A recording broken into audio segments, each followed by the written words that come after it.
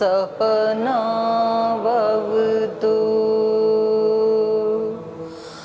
सहनौ भुनक्तु सह वीर्यं करवावहै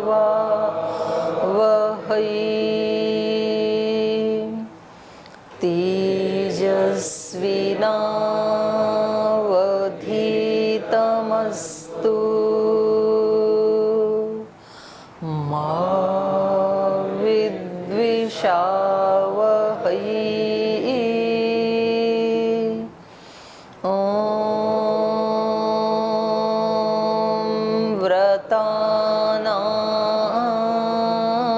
व्रतपति व्रतं चरिष्यामि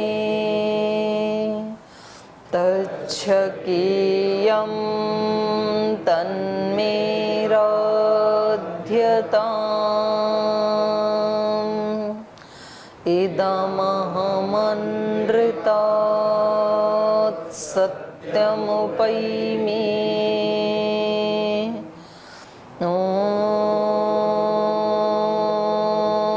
शांति शांति शांति।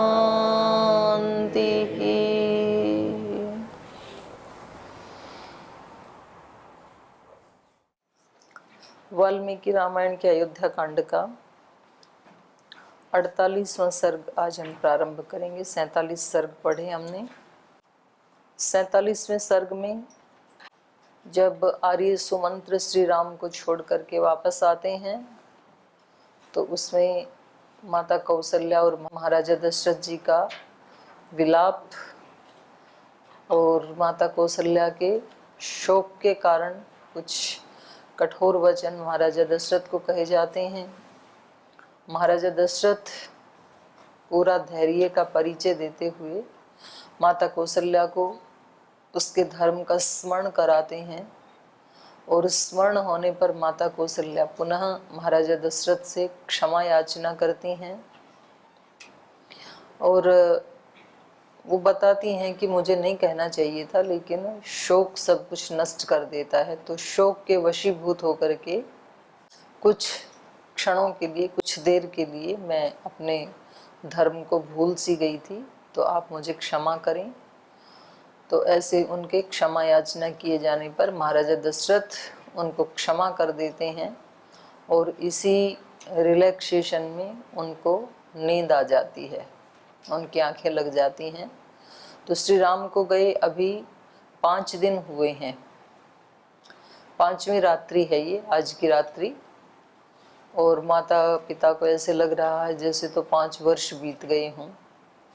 तो शोक का टाइम ऐसे ही होता है, वो काटे कटता नहीं है, बहुत लंबा लगता है।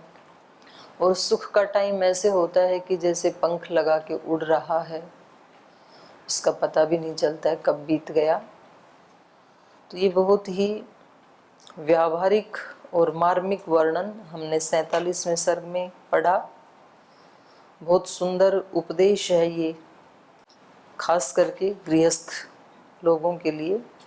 और वैसे किसी भी संबंध में अपने से कहीं कोई त्रुटि हो तो उसको स्वीकार करके फिर ठीक कर लें यदि, तो यात्रा सुखद हो सकती है और जल्दी हम और दोष करने से बच सकते हैं।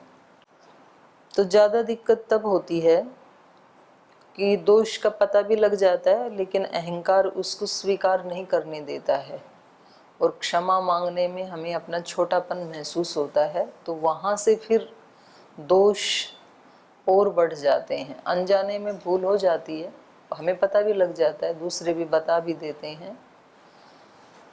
तो इसमें बताने वाले को उसका भी एक तरीका है। जैसे महाराजा दशरथ ने बताया कि ठीक है, मैंने तो भले ही त्रुटि कर दी, लेकिन आप तो सबसे स्नेह करने वाली हैं, आप तो बहुत वत्सला हैं। और जो धर्मपरायण महिलाएं हैं, स्त्रियां हैं, उनके लिए उनका पति कैसा भी क्यों ना हो, देवता जैसे है। तो एक तो ये तरीका है कहने का कि आप बहुत अच्छे हैं, बस आपकी ये आदत थोड़ी सी और ठीक हो जाए, तो आप तो पहले से ही बहुत अच्छे हैं, पवित्र हैं आप तो उस व्यक्ति को हिम्मत आ जाती है अपने दोष को ठीक करने की। और एक हम कहना तो चाहते हैं कि भाई आप इस दोष को ठीक कर लें, लेकिन इस भाषा में ना कह करके फिर हम टॉन्टिंग करते हैं, व्यंग करते हैं, तो फिर उस व्यक्ति का हम वो जो नेगेटिविटी है उसको और ज़्यादा बढ़ा देते हैं। बोले ठीक है, जब आपने ऐसे मान ही लिया तो व्यर्थ है अब अच्छा आचरण करना आपके सामने, तो ठीक है ऐसे ही मान लो।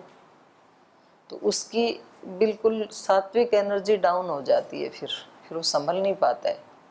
तो माता पिता गुरुजनों को या बड़ों को जब कोई एक थोड़ा सा डाउन जाने लगे तो भावना उभारने की होनी चाहिए, न कि उसको व्यंग करके, उसको टोंटिंग करके, उसको ऐसा दिखा करके कि आप तो दोषों के ही सगुण साकार रूप हो। ऐसा नहीं करना चाहिए, नहीं तो फिर वो और ज़्यादा नीचे जाता है। और वास्तव में हम चाहते तो ये हैं कि उसका वो दोष हटे, हटाना चाहते हैं, हम उसको उभारना चाहते हैं। तो ऐसी ही भावना से यदि बड़े बताएं और छोटे उसको स्वीकार करके हटाएं, तो यात्रा छोटी हो सकती है, सुखद हो सकती है, और फिर जीवन जीने में दोनों को ही आनंद आता है। तो ये 47वें सर्ग का सार है। अब पीछे से कोई आपका प्रश्न है तो पहले पूछ सकते हैं आप। किसी का कोई प्रश्न है? जी। प्रणाम दीदी जी। ये जब अपने पूर्वकृत पाप कर्म का स्मरण कर रहे थे दशरथ जी कि वो शिकार खेलने जाते हैं, मैं इसमें ये नहीं समझ पाया कि एक तरफ तो वेदों का अध्ययन करने वाले हमारे महापुरुष दशरथ जी, राम जी जितने भी हैं, लेकिन ये शिकार की परंपरा कहाँ से चल पड़ी कि एक जो निर्दोष प्राणी है उसको शिकार करके खेलते? और शायद उस समय जैसे क्योंकि राजा है तो युद्ध आदि करना है ना इनको, तो उसका ट्रायल कहाँ करेंगे, तो वो कला सीखना जो है वो महत्वपूर्ण होता था, न कि प्राणियों को कष्ट देना। जैसे अपने यहाँ रिसर्च करते हैं PRI में, तो कुछ प्राणियों पे तो ट्रायल करते ही है ना फिर दवाइयों का। तो उद्देश्य उन प्राणियों को कष्ट देना नहीं है, उद्देश्य है अनेकों मनुष्यों को सुख देना, और उसका प्रयोग करना पड़ेगा, क्योंकि उसके बिना जब तक वो रिसर्च जो है वो पूरी होती नहीं है, क्लिनिकल ट्रायल के बिना। तो ऐसा ही शायद ये राजाओं का भी रहा होगा, क्योंकि राजा हैं तो युद्ध विद्या में इनको निपुण होना ही पड़ेगा, तो वो सीखने के लिए फिर ये जंगल में जाते हैं। तो इसके बाद मतलब ट्रायल करके क्या उनको फिर चिकित्सा भी करते थे क्या प्राणियों की? मार दिया उसकी तो क्या चिकित्सा होगी भाई। अब जिन प्राणियों को यहाँ पर महाराज जी रोज बताते हैं कि हम उनको डायबिटीज करते हैं, फिर दवा देते हैं, फिर उनका अंग काट के देखते हैं कि एक एक अंग तक दवाई का असर हुआ कि नहीं, सब नॉन डायबिटिक हुए कि नहीं हुए, तो वो कहाँ बचेगा जी। ओ माता जी प्रणाम। जीवन का सबसे बड़ा महत्वपूर्ण खोज क्या है? अपने आप की खोज, खुद की। ठीक है, खोज लिया कि अभी खोजना है? खोजना जारी है ना अभी। तो देखो ऐसे हंसते हैं ये ब्रह्मचारी सन्यासी सब, और एक दिन जब आप खोज लोगे ना तो फिर सारे प्रणाम करने आएंगे, हम भी उसी कक्षा में बैठा करते थे। ठीक, और कोई प्रश्न हो गया? ठीक, आज तो छोटा ही था आपका। बोलो आपका कहाँ है? ओम माता जी प्रणाम। आपने बोला है जब तक विवेक ख्याति ना पाते तब तक व्रत, उपासना, अध्ययन सब करना चाहिए। विवेक ख्याति पा लिया कैसे मालूम होगा, और विवेक ख्याति पावा किसको बोलता है? विवेक ख्याति किसको बोलते हाँ, हैं? और विवेक जो ख्याति पा लिया कैसे मालूम होगा माने किसी को विवेक ख्याति हो गया उसको की करे माने समझ पाएगी उन्होंने। हाँ ठीक है।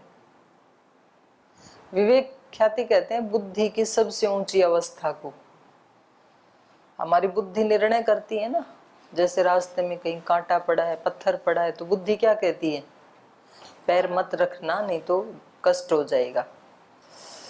वहां तो हमारी बुद्धि निर्णय कर लेती है, लेकिन ये संसार में कोई थोड़ा सा भी हमारे से प्रेम से प्रीति से बोलते हैं तो फिर हमें लगता है कि बस हमारे लिए तो यही भगवान है, और हम अपना जो लक्ष्य था विवेक ख्याति प्राप्त करने का, ज्ञान प्राप्त करने का, अपने ही अंदर वो सुख है, बाहर नहीं है, वो खोजने का लक्ष्य, उसको भूल ही जाते हैं हम। और फिर थोड़े दिन के बाद वो जो व्यक्ति बहुत सुख दे रहा था उसका सुख देने की क्षमता खत्म हो जाती है, तो फिर हमें लगता है कि सुख तो मेरा तो अधूरा ही रह गया, मैं तो तृप्त तो हुआ नहीं। तो ये जो है ना, ये हमारी बुद्धि की अभी ऊंची अवस्था नहीं है। ये जो निर्णय लिया था, भगवान छोड़ साथी इंसान को बनाया, सुख में तो साथ देगा, दुख में भी सार देगा, ये वाली बुद्धि अंतिम बुद्धि नहीं है, विवेक ख्याति नहीं है ये। तो हम ऐसे व्यक्तियों पे विश्वास कर लेते हैं, वस्तुओं पे विश्वास कर लेते हैं, ये वस्तु मिलेगी तो सुखी हो जाऊंगा। तो वस्तुओं में कोई धन की प्राप्ति करके सुखी होना चाहता है, कोई गाड़ी को, कोई मोबाइल को, कोई बंगले को, कपड़े को, ज्वेलरी को, ऐसी अनेक वस्तुएं हो सकती हैं। तो ये चीजें सुखदायी हैं नहीं, और वो सुखदायी लगें, ये तो है अविवेक। और वस्तुएं हमें सुख नहीं दे सकती हैं, कंफर्ट दे सकती हैं, आराम दे सकती हैं। अच्छी गाड़ी हमें आराम तो दे सकती है, आराम से बैठ सकते हैं, सुख नहीं दे सकती है। अच्छा मोबाइल हमें आराम तो दे सकता है, आराम भी नहीं दे सकता है, कम्युनिकेशन वाला काम हमारा पूरा कर देगा, सुख नहीं दे सकता है। लेकिन क्योंकि सुख कौन दे सकता है, सुख वो दे सकता है जिसके पास सुख है। गाड़ी के पास सुख है ही नहीं, गाड़ी तो जड़ है। मोबाइल के पास सुख है ही नहीं, तो सुख देगा कहां से? जिसके पास, ये पुस्तक के पास सुख है नहीं, रामायण के पास सुख है नहीं, तो सुख देगी कहां से? ये हमें सूचना दे सकती है, इसके अंदर सूचनाएं हैं जो श्लोक हैं, और वैसा करके हम सुखी हो सकते हैं। सुख कौन दे सकता है? जिसके पास सुख है। तो सुख है भगवान के पास, क्योंकि सुख का सागर है वो, सुख स्वरूप है वो। या फिर थोड़ा सुख है अपनी आत्मा के पास, तो आत्म प्राप्ति भी सुख दे देती है हमें। आत्मनि एव आत्मना तुष्ट। तो जब व्यक्ति को ये समझ में आ जाए कि बाहर की चीजें केवल आराम दे सकती हैं, या उनकी जो सामर्थ्य है वो दे सकती हैं, सुख नहीं दे सकती हैं, तो फिर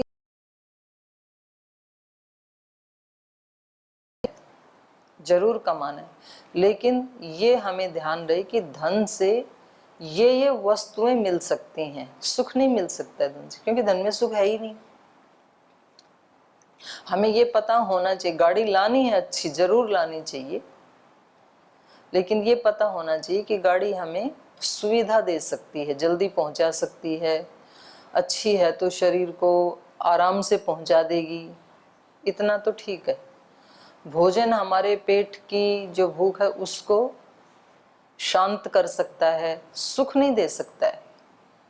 शास्त्र स्मरण हमारी सूचनाओं को बढ़ा देगा, सुख नहीं दे सकता है। लेकिन दर्शन का पढ़ना, व्याकरण का पढ़ना, रामायण का पढ़ना, उसमें क्या लिखा है वो सूचनाएं तो दे सकता है, सुख नहीं दे सकता है, क्योंकि उस पुस्तक में वो सुख नहीं है। उसमें जो लिखा है, जिन्होंने उस सुख को पाया है, उन्होंने अपनी अनुभूति को इनमें बताया है। वैसा हम करेंगे तो वो सुख हमारे या तो अंदर से आएगा या तो भगवान से मिलेगा। तो ये जब किसी को समझ में आ जाए तो इसको बोलते हैं विवेक ख्याति। ठीक है, हाँ जी। ओम माता जी प्रणाम। 4 दिन पहले योग सत्र में परम पूज्य स्वामी जी महाराज ने कहा है कि विचार ही औषध है। तो मानसिक और शारीरिक रोगियों के लिए विचार ही औषध कैसे है? क्योंकि रोग विचार से ही शुरू होते हैं। आयुर्वेद कहता है प्रज्ञा अपराध से ही सारे रोगों की शुरुआत होती है। तो इसलिए विचार ही फिर उसकी दवा भी बनेगा, क्योंकि जो बंधन में डालने वाला रास्ता है वो ही मुक्त करने वाला भी रास्ता है। इस समय आप इस कमरे की 4 दीवारी में बंधन से युक्त हैं, और ये बंधन में आए कहां से? आप उस दरवाजे से आए थे ना, उससे आए थे या इससे आए थे? किसी भी एक दरवाजे से बंधन में आए ना आप। और आपको इस कमरे से मुक्त होना है तो रास्ता कौन सा है? किधर से जाएंगे यहाँ से मुक्त होने के लिए? कहाँ से जाओगे? या तो इधर से या इधर से। रास्ता वही है ना, बंधन में डालने वाला भी वही है, मुक्त करने वाला भी वही है। तो हमें रोगी करने वाला भी विचार ही है।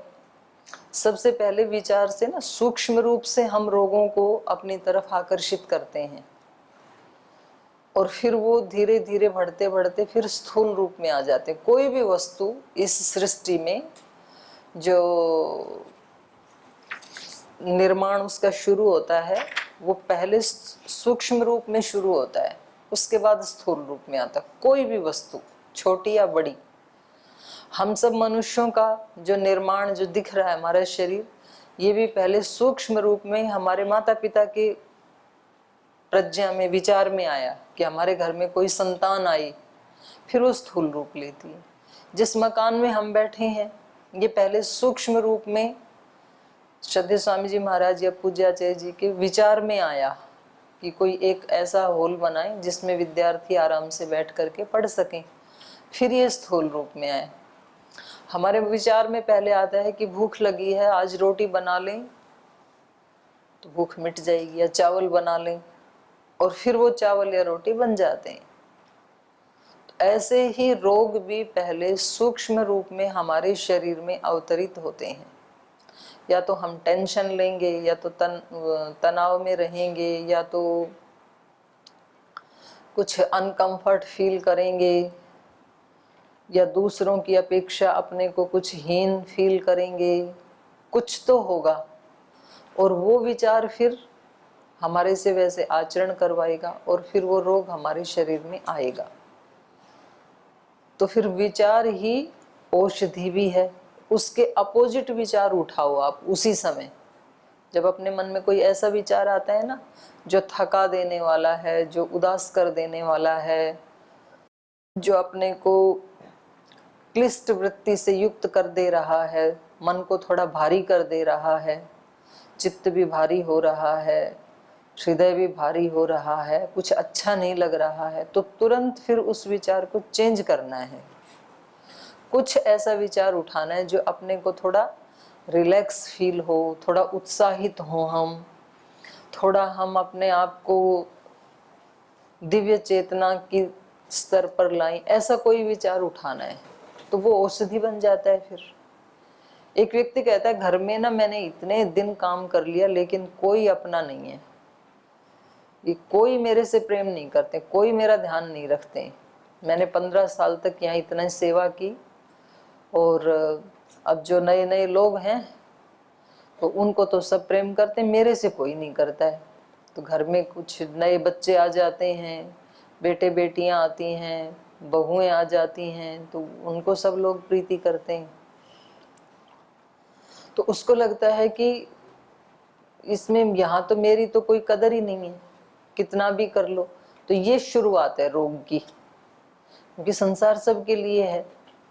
तो नए भी आएंगे यहाँ पर, पुराने भी रहेंगे। कभी हम नए थे तो कभी दूसरे पुराने थे, तो हम जब हम मर जाएंगे तब हम नए हो जाएंगे। तो ये तो संसार, ये प्रवाह, ये तो चलता रहेगा ना। तो ये जो विचार हैं ये हमें रोग से युक्त करते हैं।